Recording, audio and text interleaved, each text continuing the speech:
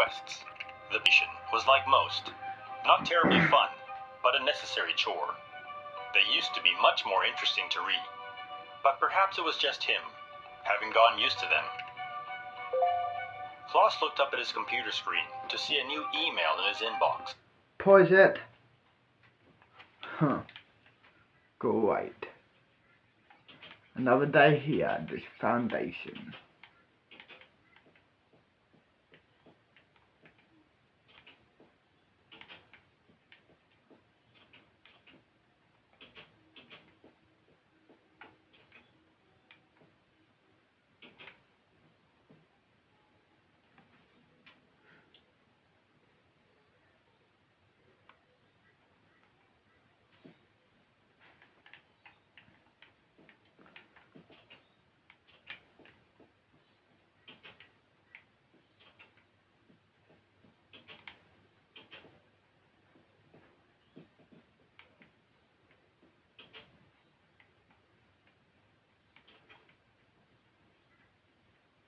Go to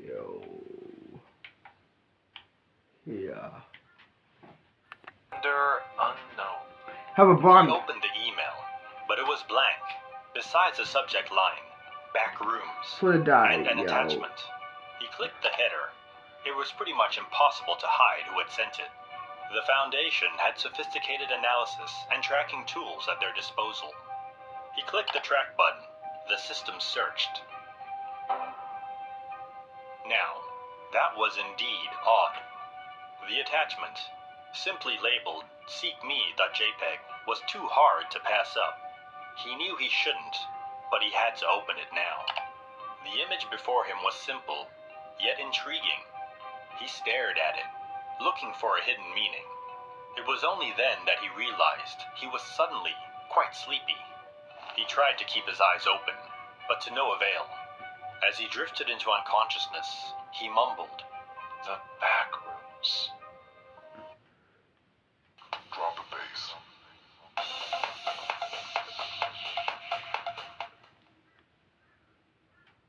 Damn, bro, I ran out of storage. Hey, bro, can I borrow your phone for something real quick? Yeah, no problem, bro. I got you. Here you go. You wouldn't believe what Crypt he got himself into this time. You need to see. Chen looked up from the papers in his hand. The lab was empty. Where had Klaus gone? He walked over to his table. Everything was in place. He looked at the computer screen and saw a flashing box. Welcome back. Today I bring you SCP-398, the Greeting Hall. Please remember to subscribe. You! Wait! You're not a mechanic. Are you part of the Germinal organization? The what now? I'm part of the Foundation. No matter. The legendary mechanic will teach you a lesson. The legendary what now? Too cute. Let me show you. The legendary mechanic revolves around the main character, Han Shao. You can download it from... Providing his eyes, blurry and still sleepy. Where am I? He was in some type of corridor. The walls were an odd buzzed faintly. In front of him were two plain wooden doors. Scratched into their surfaces were the words, salvation and salivation. What about you? What the? I'm dreaming. Isaac. Surely this What must SCP be a are dream. you? He pinched I his am a forearm. daughter of a DD. Guess not. What He about looked you? back at the doors. I am the Salvation, son of the Scout King. Salivation. He looked back and forth between the doors. It was Fair anyone's enough. guess which was the way to go. I Sooner know, I choose Mauricia. the sooner this all But ends. not by you. One way. 1, 5, 6, He 7, walked 8. forward and opened the door labeled So 1, 5, 6, salvation. 7, 8. Yeah, The light momentarily blinded I him. know. As he moved his hand away from his eyes, What number he found you? himself inside a yellow room. It looked like an SCP-0001. old office Cool. building momentarily blinded him. As he moved his hand away from his eyes, he found himself inside a yellow room. It looked like an old office So building, no joint. but empty. A musty smell came from the carpets. Damp. As he looked further down, it seemed like the office spaces continued infinitely on, with no end in sight.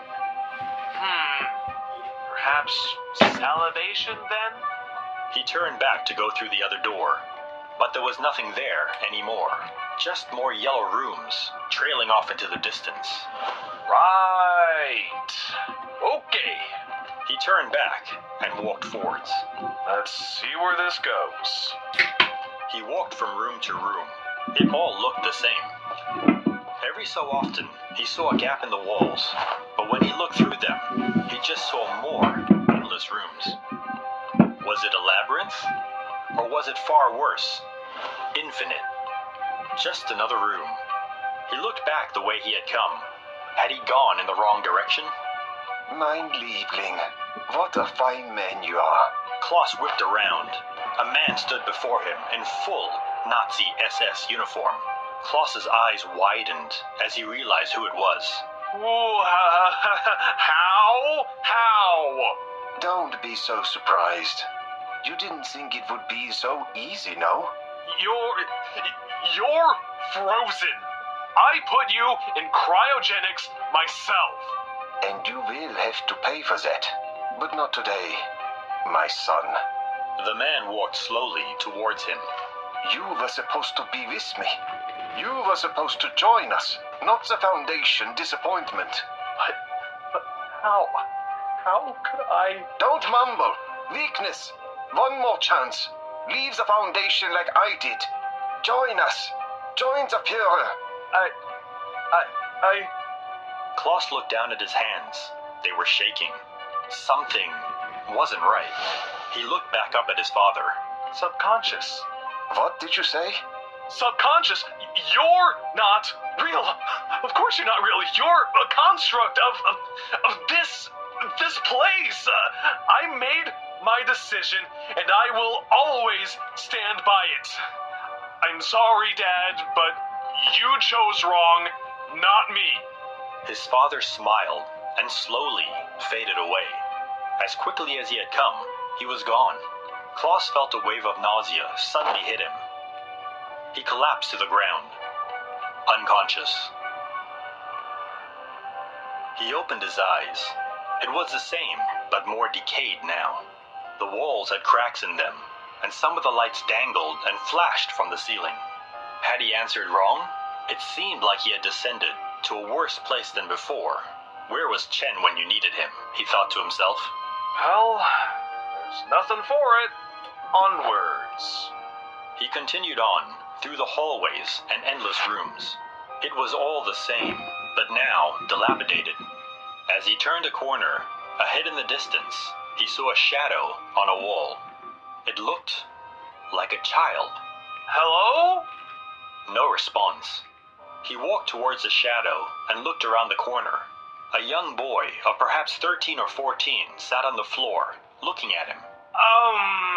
Hi, are you okay? How old are you? Do you know how to get out of here? I'll start. My name is Klaus.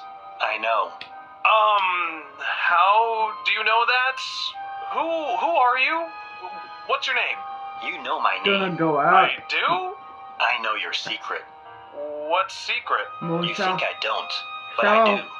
You think you rescued What me, the fuck? saved me, And but I was you keep my already. past a secret from me. So, Klaus looked at him in Cool. shock. James?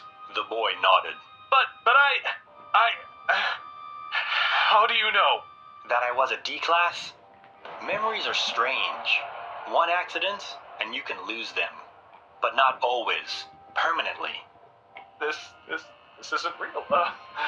No, this is another trick. I never knew you as a child, Chen. That doesn't matter. What matters is what you did to me. No. Your voice, your face, it's not you. I saved you.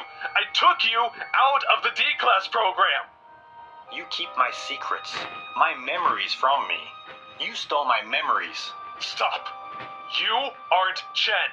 Chen is my friend, and I did what I had to for him, not you. As he pointed his finger at the child, it disappeared. Klaus took a deep breath. He felt the nausea again. Here we go again. He collapsed to the floor. He opened his eyes once more. Now, The walls were black and filthy. Water pooled on the floor, and a low fog drifted from the further rooms. I don't know if I'm doing this right, but it sure doesn't feel like it. No, it doesn't, does it? He heard the voice coming from the corridor. Who's that? Don't you recognize me? The man came around the corner. It was him. It was Klaus. A doppelganger? You can fool and trick the others, but you can't fool me. You can't fool yourself. Fool myself? About what? Don't play stupid. I know everything you know.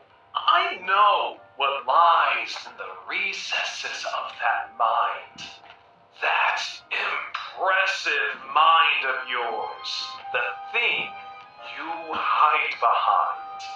Tell me, Klaus, what would you be without that mind? What is there besides your intellect? No personality, no character. Well, there's nothing, really. That's not true. Isn't it? You're worthless. Betrayed your best friend. Betrayed your father. You're a traitor and a liar. Don't bend the truth. That's not what happened. But it is. And once it's all done and dusted, what will be left? What will you be?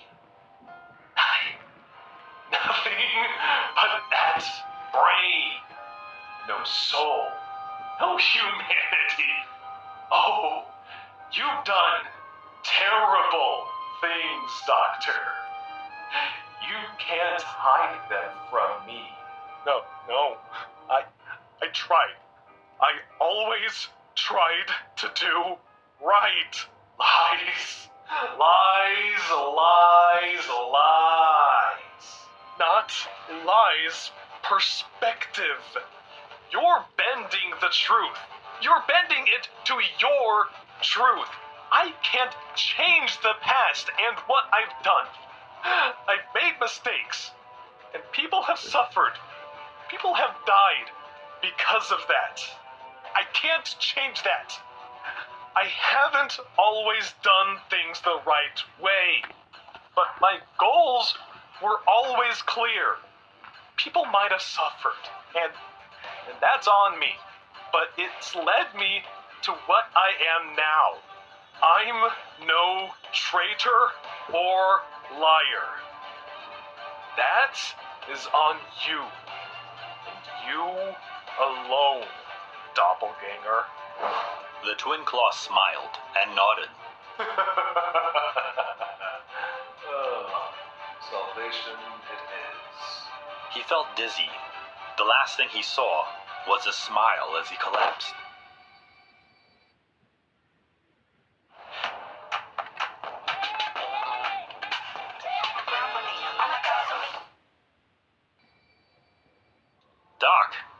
Doc!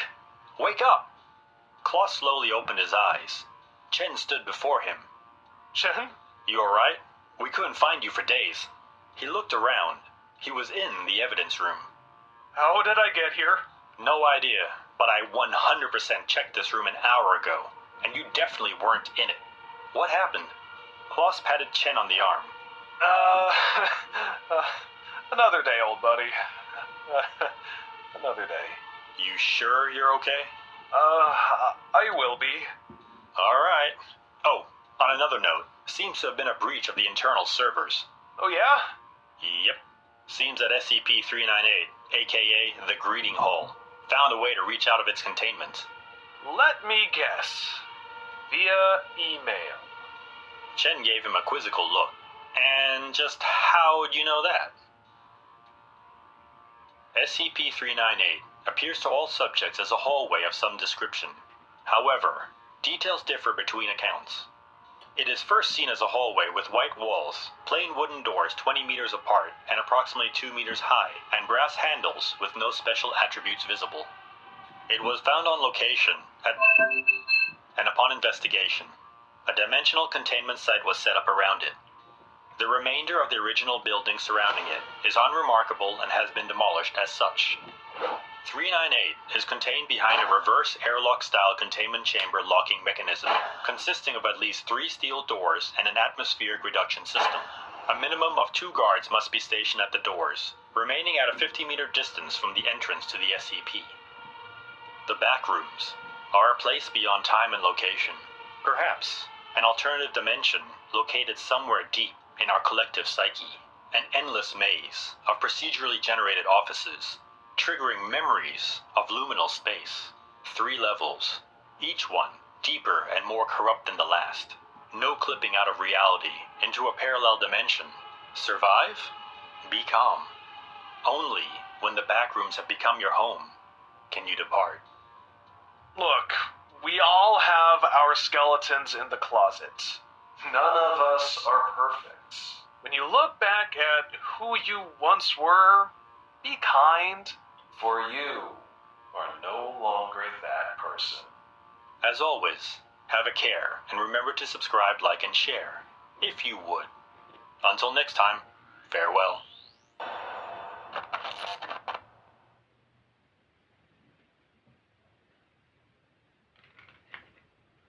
He had been planning this trip for years. It had always been his dream to explore the Amazon rainforest, not only for personal reasons. His research would greatly benefit from what samples he could find and bring back with him. Dr. Finstead had always been an avid traveler, but convincing his wife, Dr. Wu, to come along for the ride hadn't been easy. She wasn't much for the exploring lifestyle. Nonetheless, here they were, in the middle of the Amazon rainforest, on a little adventure of their own. Not to forget, their 3-year-old Kara had also come along. At the last minute, the arrangements they had made for her had fallen through, and they were left with no other option but to bring her along. Thankfully, it hadn't been much hassle at all, and she seemed to be having the time of her life.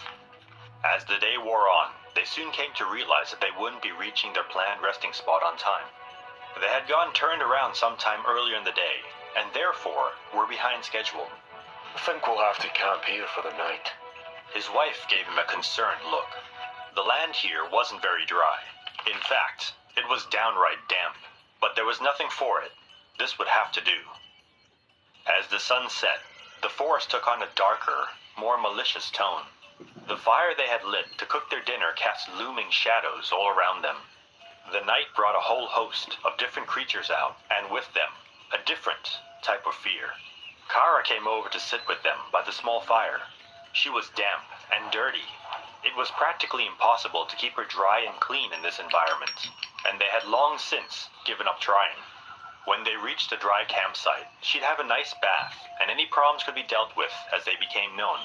For now, her previous deworming and anti-parasitic medicines would have to suffice. Kara lay down by his side, quietly content. He smiled to himself and looked up at her reflection on the trees. By the way, Melissa. What was that on her back? And nice tits He too. looked down at Kara, but there was nothing. She You're slept welcome. soundly by his side. He had been sure he saw something moving on her back. Did you see that? His wife shot back a quizzical look. Perhaps it was nothing, just his imagination. He pet her head gently as she slept.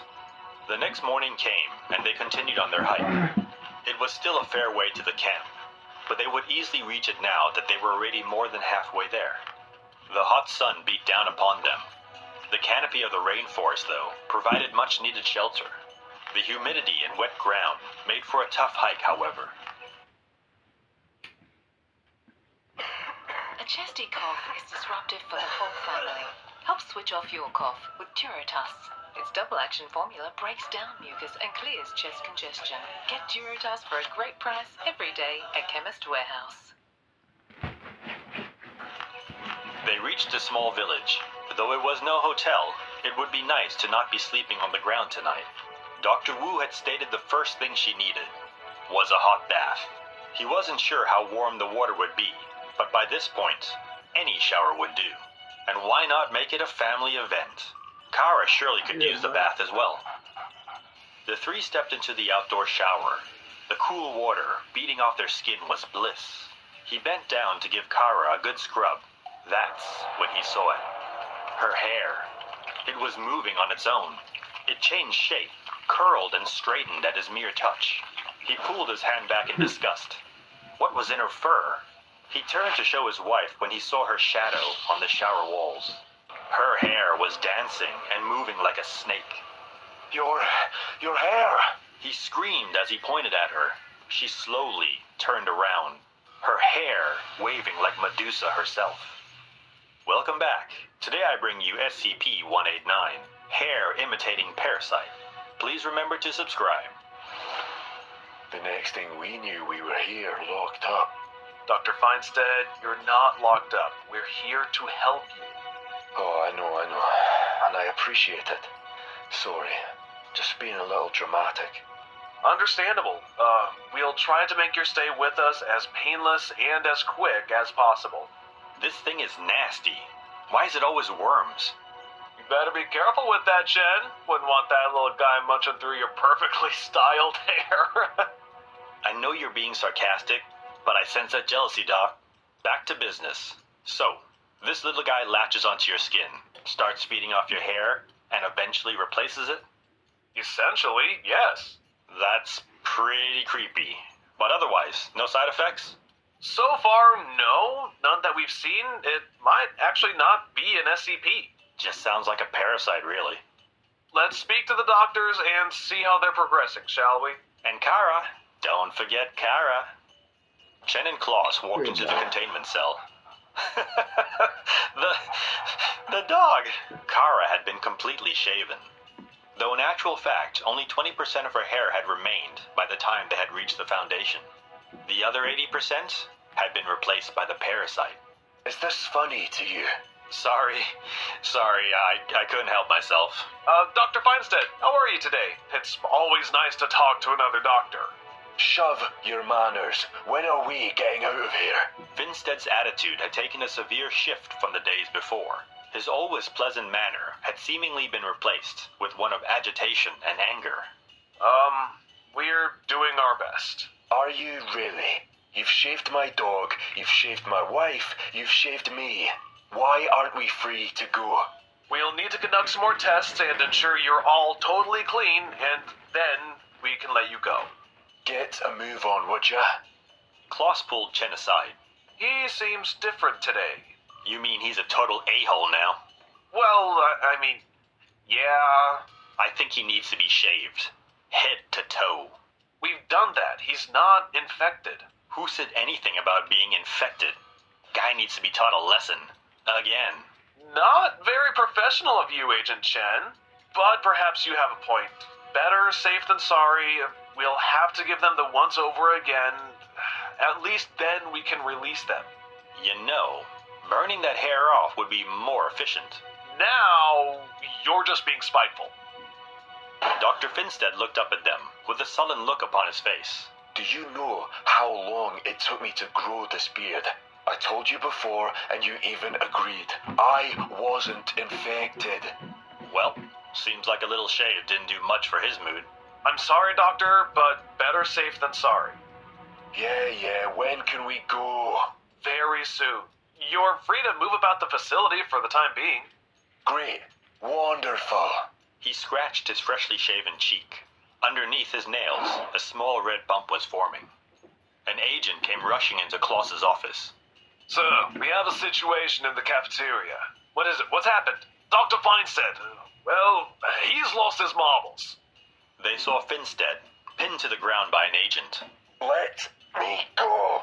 What's going on here? He went nuts. Attacked a D-class for no reason. All right, let him up. As he got to his feet, he scratched his face again.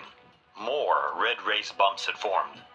Klaus looked at him for a moment, deep in thought. Then it struck him. Quarantine everyone who's had contact with Dr. Feinstead. What is it, sir? Just do it now. Interesting seeing you on the other side of the glass, Doc.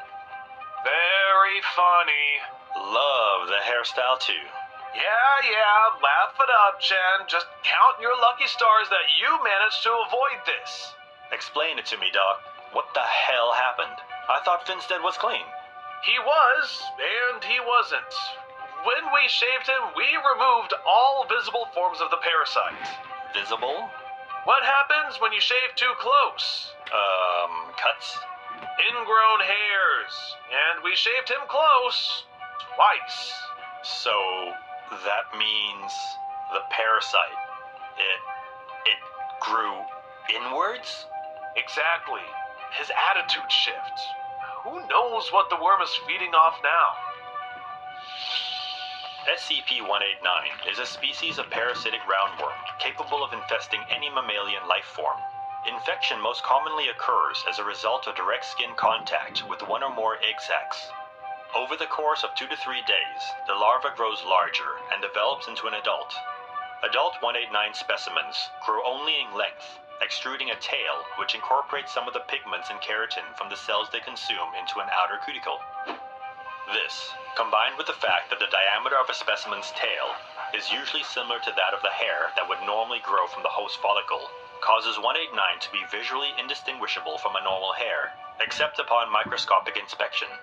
However, some specimens will occasionally flex, coil, and uncoil, and/or lash their tail, particularly in response to tactile stimulation. The tail can be cut or broken, or the entire organism pulled out, Of a house by any outside method this that would similarly facility. affect hair. Gonna go? Severed sections of an Correct? adult's tail can grow a new head and regenerate. Yeah, I wanna go to your house. Cool, let's go. Done.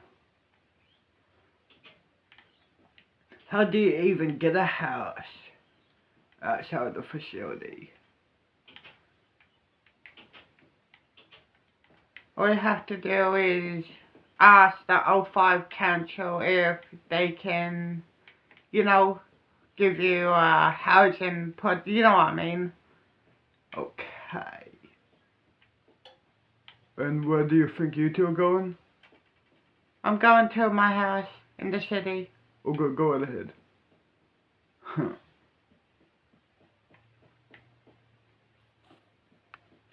Well, here we are. This is my house. So, this is your place, huh? Yeah. Cool.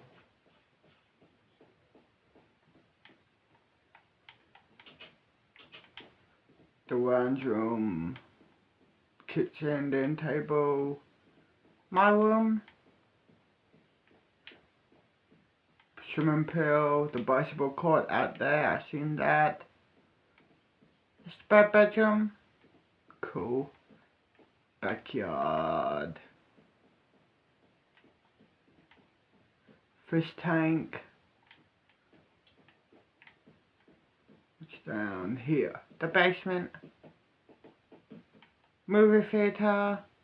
Nice. Pool table. Little library. Book area, I guess. Nice. Let's go chill. Here.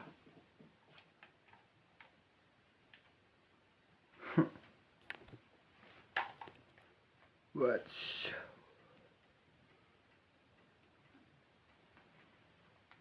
press play. We've Let's see the delivered YouTube over video. 280,000 books to 325 remote indigenous communities. And we're not stopping there. Proudly supporting the Indigenous Literacy Foundation, Australia Post. Skincare can be overwhelming, but it doesn't have to be. Decisions on what product, what So we're order, joined. and what benefits can... Good evening, one and all. Today I bring you something different. Something to keep you awake at night. My top 5 most horrifying SCPs. Let's cut to the chase.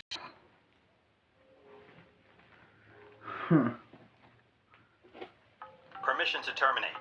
Denied. Re-requesting. Permission to terminate. Denied. Permission to terminate.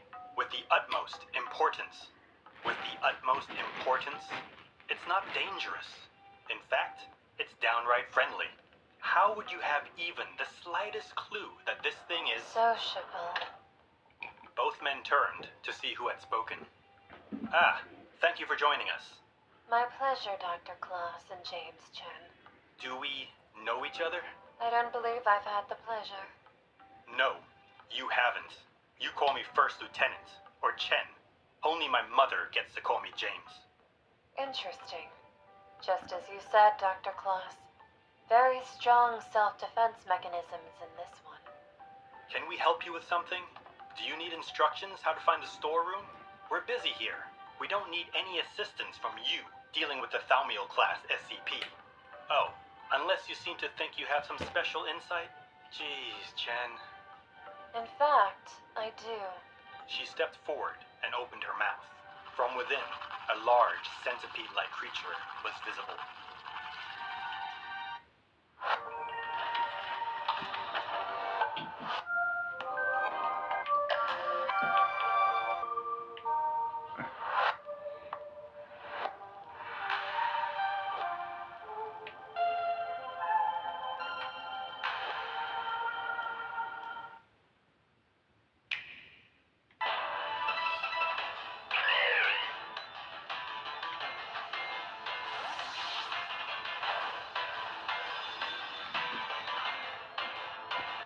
Welcome back. Today I bring you SCP-378's Brain Worm. Don't forget to like and subscribe, and click that notification bell. Klaus moved the organism around on the table, poking and prodding it. Could you stop? That's disgusting. Just a centipede. Yeah, a centipede that crawls into your head, eats your brain, and takes over your body, under the orders of a fat worm in a cave. Larva. Klaus looked up at Chen. It's a larva, undeveloped and mutated, but a centipede-like larva. Fine. And you? You're what? Its translator? I am it. We are one and the same. She's part of a neural network, controlled by SCP-378. Klaus looked at SCP-378-1. He had something similar stuck in the back of his neck not long ago. I had what now? Klaus winked at the woman. Rupert Tremont was the target, an agent of the FBI's unofficial Unusual Incidents Unit. It was a potential threat to the Foundation. They needed someone on the inside, and Agent Tremont was an easy target.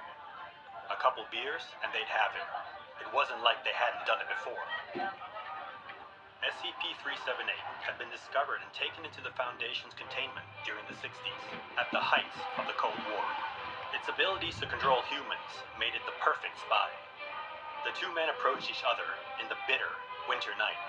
Seriously, why here? Right in the open and all. Back to top-level agents to meet in Red Square. Even in USSR, KGB tries to remain somewhat discreet. Everyone knows it's us, but nobody knows it's us. Understand, comrade? Yeah. Follow me. I'm freezing my toes off. They walked into the hangar. It was dark and smelled of cigarette smoke and diesel fumes. As the doors shut behind the two men, the lights flickered to life. There were SCP agents all around them, surrounding them on all sides. What is this? You said it would be only the two of us. What is going on? Relax, Ivan. The plan's still the same. They walked him over to a table in the middle of the hangar. Inside a large vial was a creature resembling a centipede. You see? Nothing to worry about.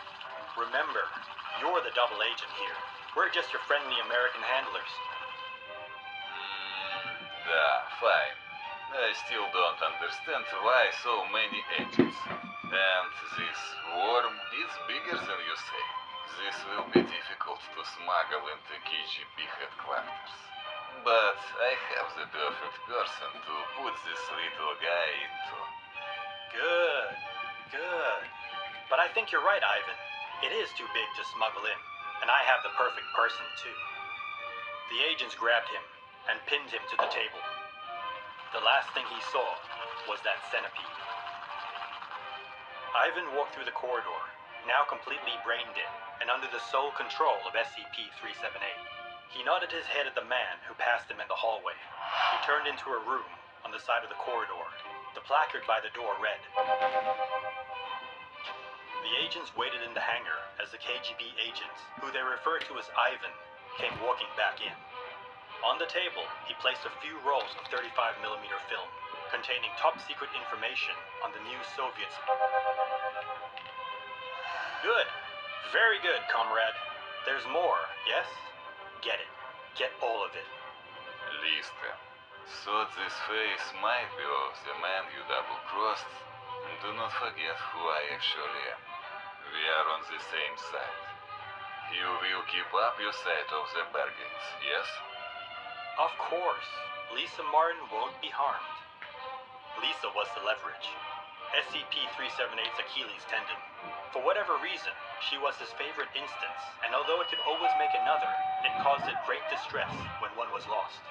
They tried not to use her, but it was always in their back pocket. Their ace in the hole. Get Lisa Martin. Don't you think you're jumping the gun here? We haven't even asked the big old worm whether it'd just do it for the asking. I want leverage. I don't want to wait for it if it disagrees. You know, you can be a truly lovely human being. Sometimes. You signed up for this, remember? The work is the most important factor, not some brain-dead pizza girl whose only purpose in life now is to be our leverage. Chen shook his head. Look, we have Tremont in interrogation. Let's just start there. Bring him to my lab instead. I'll get an SCP-378-A instance and have a word with our slimy buddy. There's no need to threaten us. We acquiesce to your request. The man laid on the table, unconscious and drunk, vomit on his shirt and trailing out from his mouth. This is gonna be a hell of a coup to get an agent inside the FBI's Unusual Incidents Unit. Klaus slowly pried the man's mouth open and dropped the centipede into his mouth. How long does it take before you're in control? Not long. One moment, please. She closed her eyes as if in deep thought, then convulsed rapidly. She opened her eyes. I can't communicate. What? Why? Is he dead? No, I just can't. I don't know, I can't reach him. It's like something's already in there, blocking me. Klaus put the man into the MRI and came back into the control room. Firing it up, let's see just what's going on inside Mr. Tremont's little brain, shall we?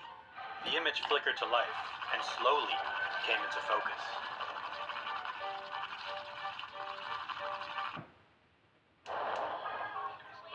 Some things never change, but our flame will. It's becoming renewable, controllable gas for this generation and the next. SCP-378 is to be contained in a subterranean entity containment terrarium. Temperature and humidity are to be maintained at levels optimal for the growth and habitation of lichen and cave ants. Access to SCP-378's containment terrarium is separated from the surrounding facility by a decontamination chamber. Handling personnel are required to wear full body protection and must be screened for SCP-378-A prior to exiting decontamination. Infected personnel are to be terminated. SCP-378 is an arthropod, superficially resembling a deformed larval instance of Amazonian giant centipede. SCP-378's legs are largely vestigial, primarily meant to assist in peristaltic locomotion. SCP-378 measures 3 meters from mouth to anus, with a bodily thickness of 1 meter, and a weight. SCP-378 is capable of asexual reproduction at will, producing instances of SCP-378-A from its anus. Instances of SCP-378-A resemble adult Amazonian giant centipedes. Dissection suggests their resemblance is superficial, as SCP-378-A lack expected organ systems beyond a primitive neural network. Instances of SCP-378-A are controlled remotely by SCP-378. SCP-378-A are obligate endoparasites, infecting advanced primates such as humans. Upon infection, SCP-378-A integrates itself with its host nervous system through poorly understood means, inducing brain death and extending SCP-378's remote control to the host itself. Vital functions and sensory input remain unaffected. Upon infecting a suitable host, SCP-378 will attempt to reintegrate its hosts into their respective species' social sphere. Once integrated, SCP-378 directs its host to indefinitely engage in the behaviors typical for its species, such as communal labor and social recreation. Human hosts prefer environments with a high population density and a robust entertainment scene. The upper limit of active hosts SCP-378 can maintain at any one time is unknown. Upon initial interrogation, SCP-378 confessed to the existence of 26 human hosts. That old pickle again, mind-controlling worms and double crosses. Have some respect, Professor. I am no worm, though I might resemble one. And don't I always help when SCP Foundation asks me? Just be careful when you plan to betray someone. You might just find yourself on the other side of the coin. As always, have a care and remember to subscribe, like, and share, if you would. Until next time, farewell. Well, there goes my appetite. If that wasn't enough to curdle your stomach, how about having something growing inside of it? Fear not, young ladies. This one only likes the boys. Samantha knew she wasn't supposed to be poking around in the abandoned houses, but her curiosity always took control when something seemed going. Wasn't someone there? Smith replied, "Fine." Behind him, sweet. His head with the red thing. And release fully formed SCP people died from time. You better be well behaved.